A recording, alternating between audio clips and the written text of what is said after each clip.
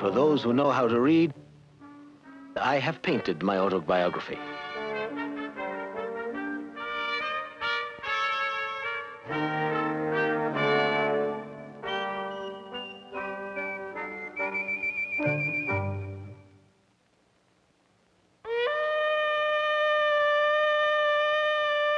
He began to discover Iberian art before he discovered the Negro art. And it was very important for him because this art was a Spanish art, you know, the art of his land before the Roman conquest. It was in Iberian art that there were distorted faces, big eyes, big ears.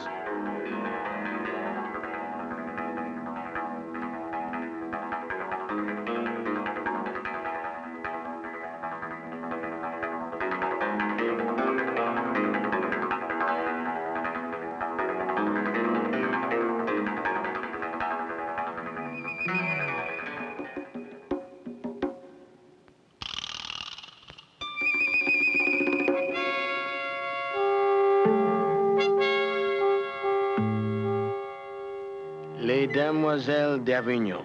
How that title irritates me. You know, the original title was The Brothel of Avignon. I lived a few feet from the Carrère d'Avignon. But an art collector found it too difficult to bring a brothel into his home, so Samon gave it a new name. I first thought to put men in the painting. There were some in the original drawings. Then it changed, and the painting became what it is now. Even the most avant-garde painters of 1907, friends of Picasso like Braque and Guernica, were shocked at the liberties which Picasso took in representation in this picture. The intense saturated colors, the extraordinarily distorted figures went far beyond anything that had been proposed up until that time. The center figures are quite obviously the earliest ones. It was what happened to Picasso after his famous visit to the Trocadero Museum, where he saw the African sculptures, that changed the nature of this picture.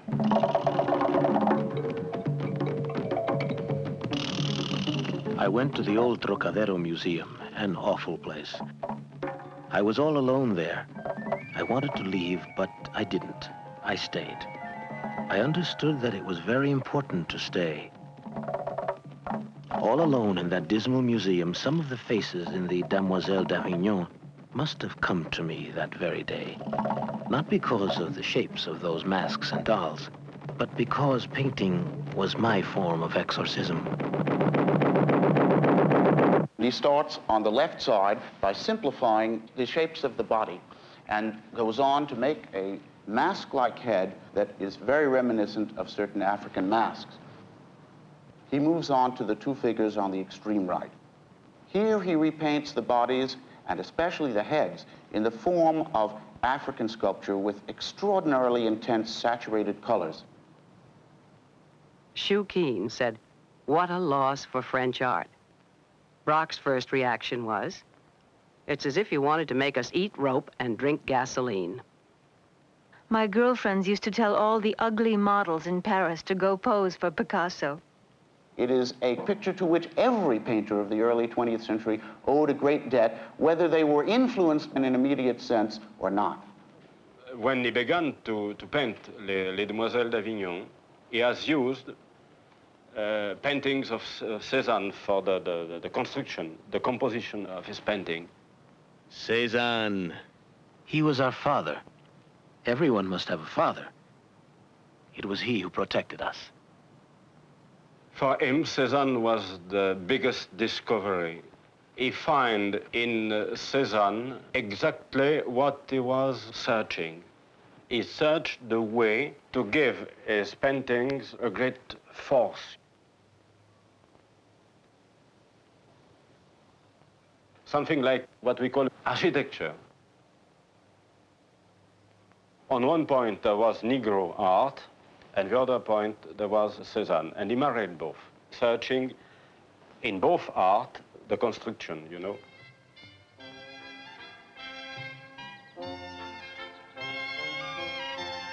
Queridos amigos, We are here in Horta. My address is province of Tarragona near Gandesa. Posada Antonio Alter. Hasta la vista, Picasso.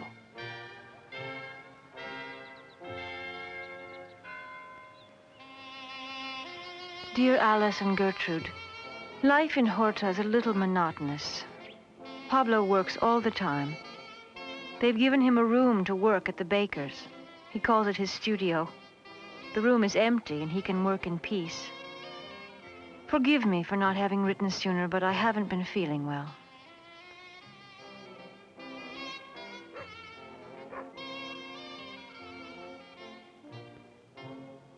Picasso brought back with him to Paris landscapes of Horta, which were extraordinarily realistic, and all the same, the beginning of Cubism. He'd taken some photographs of Horta, and when everyone protested against the fantasy of the pictures, he made them look at the photographs. I paint what I see. I have seen and felt differently maybe at different times in my life, but I have never painted anything but what I've seen or what I have felt. I've been working in Spain, Braque in the south of France at L'Estaque, and we were both amazed when we returned to Paris to find we were making the same discoveries. When we invented Cubism, we had no intention whatever of inventing Cubism. We sought to express reality with new and exciting materials which we didn't know how to handle. Braque said we were like two mountain climbers roped together. We said things to each other that no one else had said before or since, that no one else could understand. At one point, only we could tell our paintings apart. Do you think it concerns me that a particular picture of mine represents a particular person, Vollard, for example? The vision of him gave me a preliminary emotion. Then, little by little, his actual presence becomes blurred. He is no longer Vollard, you see, but forms and colors. Forms and colors that have taken on the idea of Vollard and preserved the vibration of his life. All good portraits are to some degree caricatures. The Cubist found a picture dealer, the young Kahnweiler, coming from London, full of enthusiasm, definitely becoming interested in Picasso, who after that could work in continuing security. In 1909, we moved from our old Bateau Lavoir to 11 Boulevard de Clichy, near Place Pigalle. The moving men were amazed at the difference between the two places. "You people must have won the lottery," one of them said. Now our meals were served by a maid in a white apron. Picasso used to buy things on his walks, stuff which cluttered up the apartment. Old tapestries, musical instruments, African carvings and African masks. There was a competition between Picasso and Matisse as to who could discover the most beautiful African heads. Picasso worked in a large, airy studio, which no one was allowed to enter without his permission. The chaos had to be treated with respect. He was always afraid the dust would get on his wet canvases, so the studio was never cleaned. The earth doesn't have a cleaning woman to dust it off. Its dust has saved everything that's come down to us from the past. I've always forbidden anyone to dust my studios, not because I was afraid they'd disturb my things, but because I've always counted on the protection of the dust. When Picasso began his way toward Cubism, Fernand has not understood what he was doing. I think it was the beginning of the clash between Fernand and him. Dear Gertrude and Alice, Pablo and I have been quarreling again. This time, our separation may be for good. Fernand's beauty held me, but I couldn't stand any of her little ways. Picasso was at work on a picture on which was written, "Ma Jolie." I said to Alice, "Fernand is certainly not Ma Jolie. I wonder who it is." In a few days, we knew Pablo had gone off with Eva. Eva, so small, so perfect. I love Eva, and I write her name in my pictures. I call her Ma Jolie.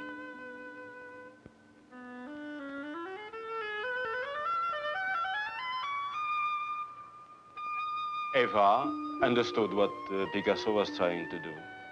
The beginning of the love with Eva is the period of the biggest and boldest achievements of Picasso in the great period of Cubism, 1912. His first collage, the first papier collé.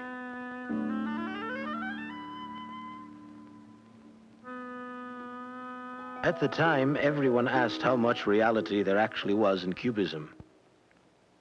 There is no abstract art. You must always start with something.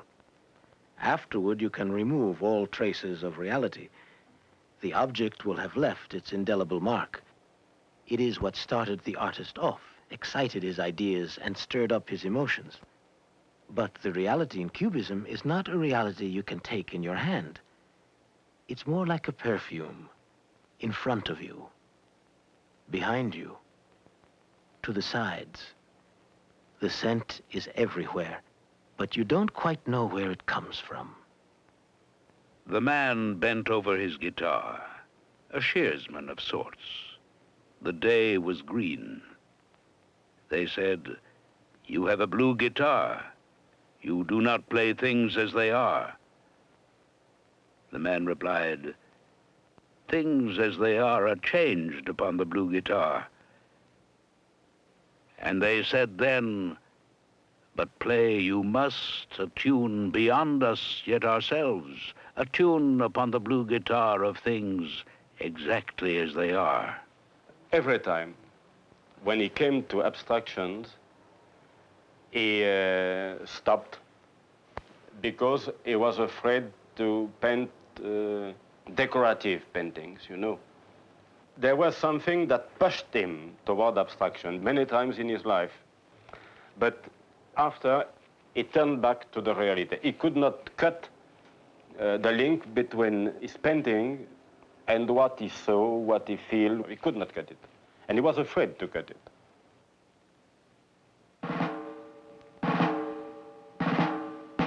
Then there was the war, and all his friends left to go to the war.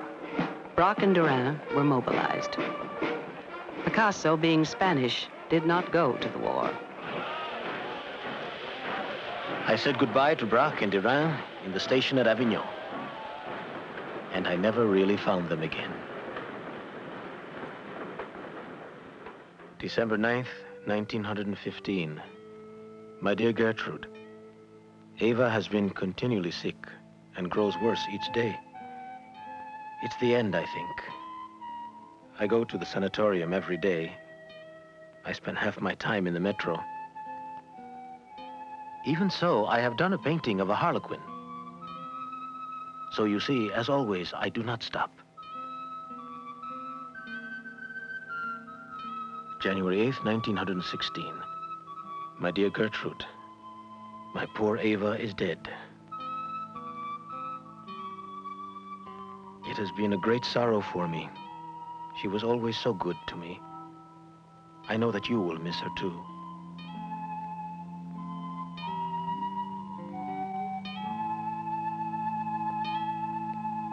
Then, little by little, Picasso commenced to know Jean Cocteau, and the result was that Cubism was to be put on the stage. For me, Picasso is the most sacred of all sacred monsters. He took me to the cafes, introduced me to the painters and poets. It was in the middle of the street between the Café La Rotonde and the Café Dôme that I asked Picasso to do the sets and costumes for the Ballet Parade. Picasso scandalized the Café La Rotonde in accepting my invitation. To paint a stage set for a Russian ballet was a crime. After all, Cubism is not a religion. Diaghilev carried us off, Picasso, Satie, and me, an enormous pink rhinoceros taking us to Rome on his back. There we were met by Massine, who was to do the choreography. This was Picasso's entrance into a world that was new to him.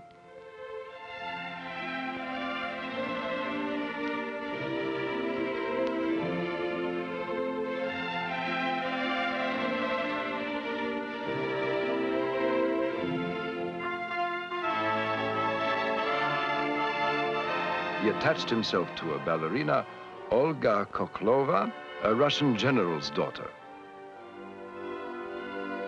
Olga is a really pure young girl. She has that classic beauty and pearly skin that has always attracted me.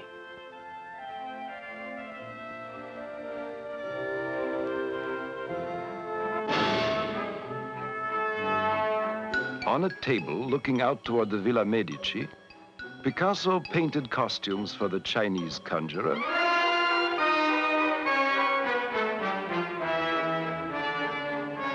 the American girl, the horse, the blue acrobats, and the managers.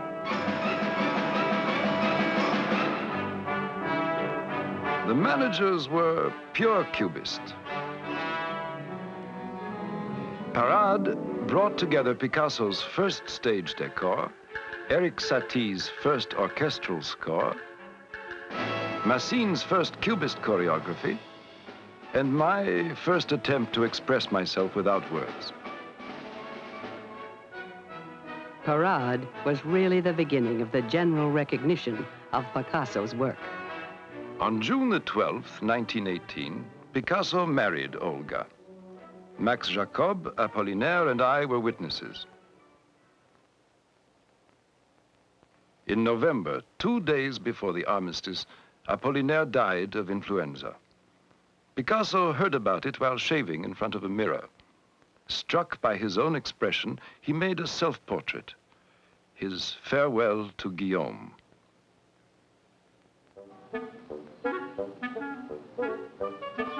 The Picassos rented an apartment in the Rue de la Boétie among the picture galleries.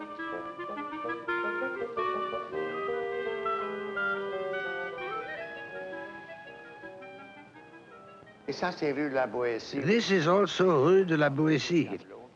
There were 5 or 6 rooms. Nobody was allowed to clean his studio. It was full of dust and cigarette butts. Olga lived downstairs, and there it was really very bourgeois. They entertained there, and even Picasso's pictures were framed in large gold frames. Picasso had a worldly side. Olga was a general's daughter, and Picasso liked that very much.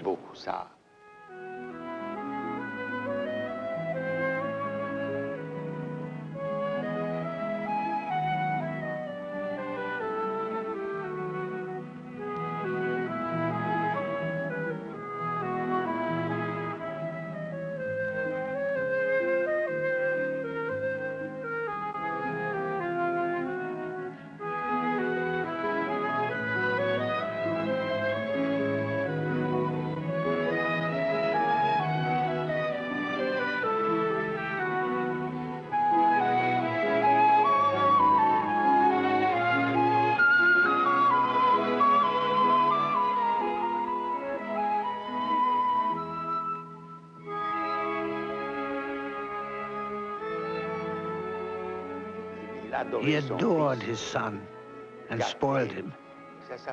His name was Paolo. There are many, many pictures of Paolo.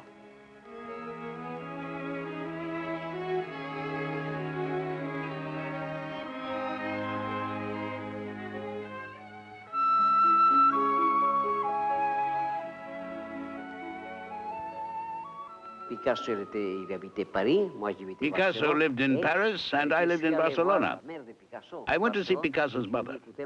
I told her, Madame, I'm leaving for Paris. Is there something you would like me to bring your son? She said, oh, yes. And she gave me a large box with an ensaimada, a delicious cake from Mallorca in the shape of a spiral. I brought it to Picasso timidly. The ensaimada had completely dried out. But Picasso said to me, it's better for dunking in my chocolate. The next year, I went to see Picasso again. He told me I would like to see your work. Certainly. It is a great honor for me. He came to my miserable hotel on the Boulevard Pasteur. He said, "What you're doing is pure poetry." This has stayed in my memory. He sent the dealers to me. Nobody was interested in my work, but he always encouraged me. What he gave us was a summing up, profound and cruel, of the entire history of painting. He opened all doors for us. After this, we had a sense of freedom. We breathed the open air. In 1932, the great event of the Paris season was the Picasso retrospective. The prodigal children returning home, clothed in gold.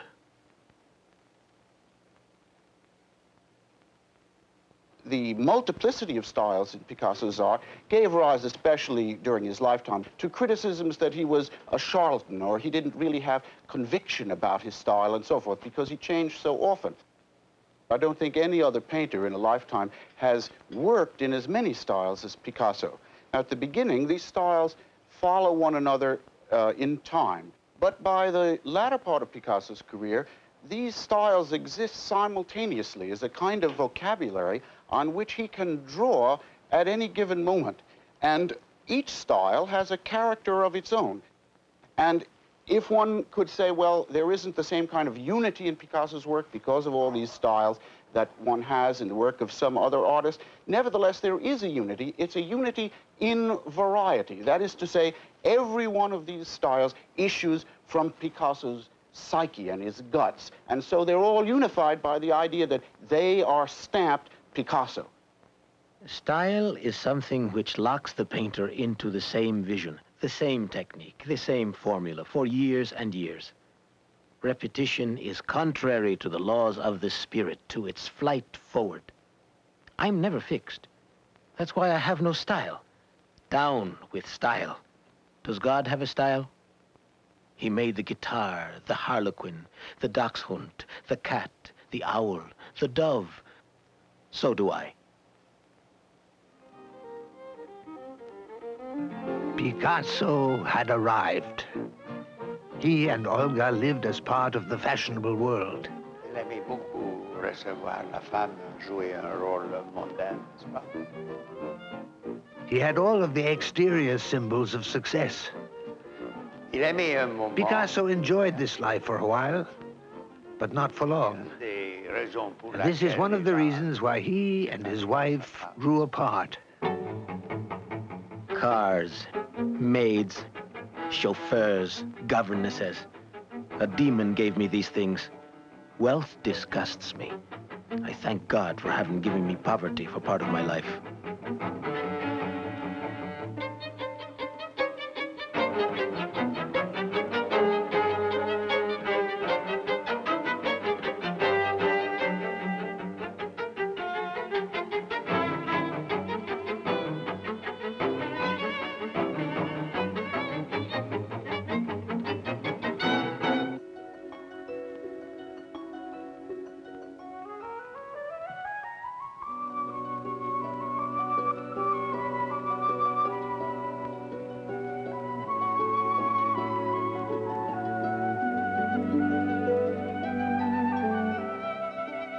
I was amazed. Before me was a face and form that I had painted many times, years before I ever saw Marie-Thérèse.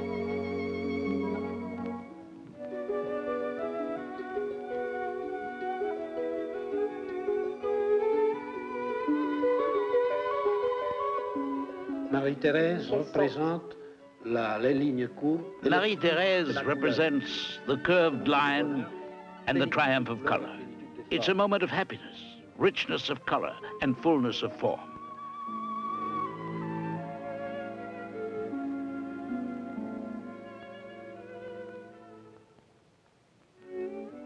The influence of women is seen almost immediately in Picasso's work.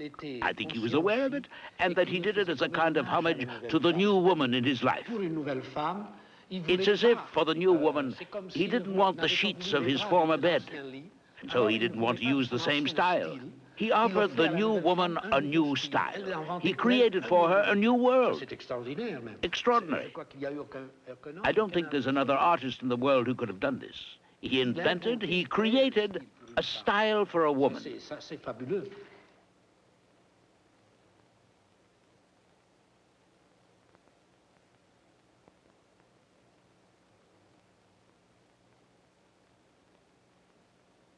Picasso's Minotaur has to be understood as Picasso's search into himself and Picasso's sense of himself as a tremendously libidinous, energetic figure. Picasso's interest in the 30s in the Minotaur, who's a kind of combination of man and bull, a human figure with a bull or bison head, related Picasso very closely in the late 20s and the 30s to the Surrealists. We see him as alternately a monstrous figure, but also a tragic figure, because the tragedy is the absence of any kind of order or control over this immense power. Through the Minotaur, he says things that he couldn't say directly. It's the time when Marie-Thérèse gave birth to Maya. There is a picture which shows the Minotaur moving his home. That's a painting in a frame which he won't leave behind. The horse is having a baby. Do you see the tiny head and the little red feet? Do you see the child? July 13th, 1935. My dear friend Sabartés, I am all alone in the house.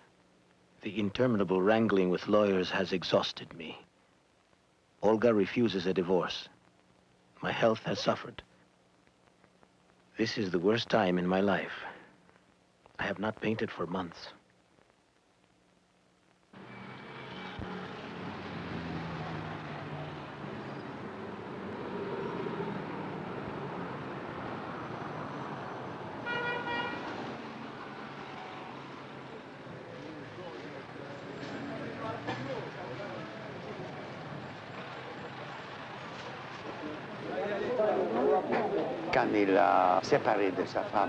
He was separated from his wife, Olga, and he didn't want to stay alone in his apartment.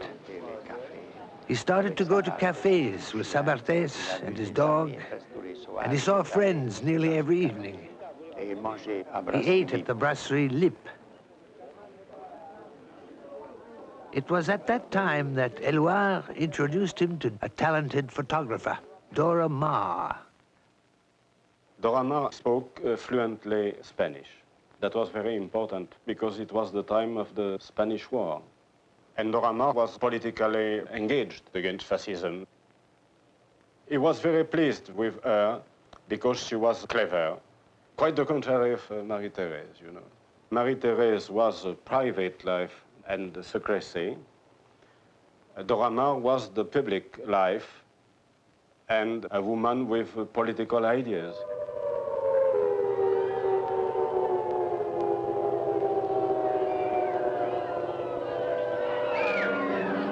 The democratically elected Republic of Spain has been attacked by rebellious military forces under General Francisco Franco with military support from Hitler and Mussolini.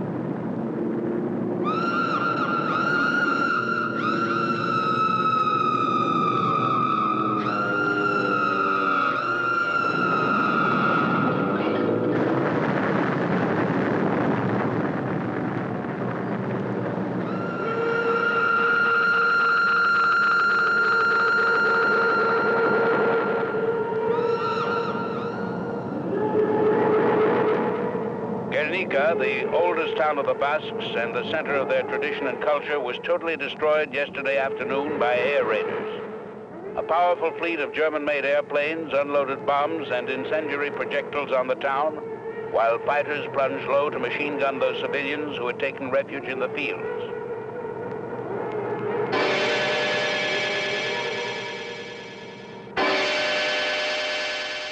The Spanish struggle is the fight of reaction against the people, against freedom. In the panel on which I am working, which I shall call Guernica, and in all my recent works, I clearly express my abhorrence of the military caste which has sunk Spain in an ocean of pain and death.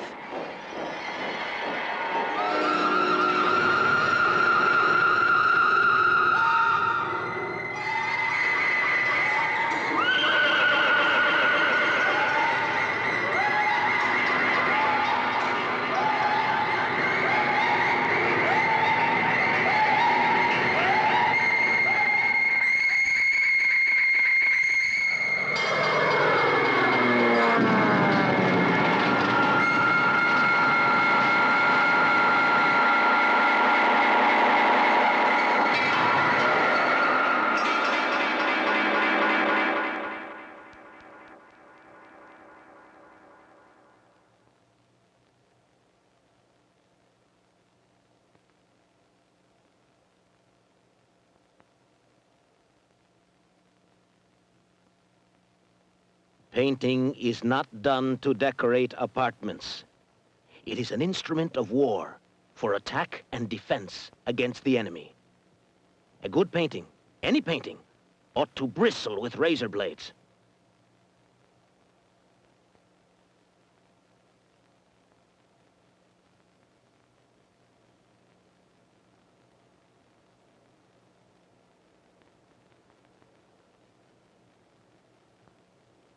Fait avec des intentions tellement du moment, de l'époque et de l'état dans lequel tout le monde et moi nous nous trouvons, que c'est très difficile. Au moment de Guernica, j'ai fait Guernica. At the time that I did Guernica, it was a great catastrophe, the first of many which we all went through. Nous avons suivi, n'est-ce pas?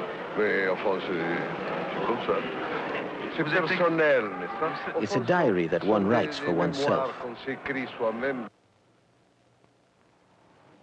He came from Rue La Boétie here, and he needed a studio, and basically, because he had run out of room, you know, in the other place, he had no more space to paint in, and here upstairs was a big room where he could do larger things.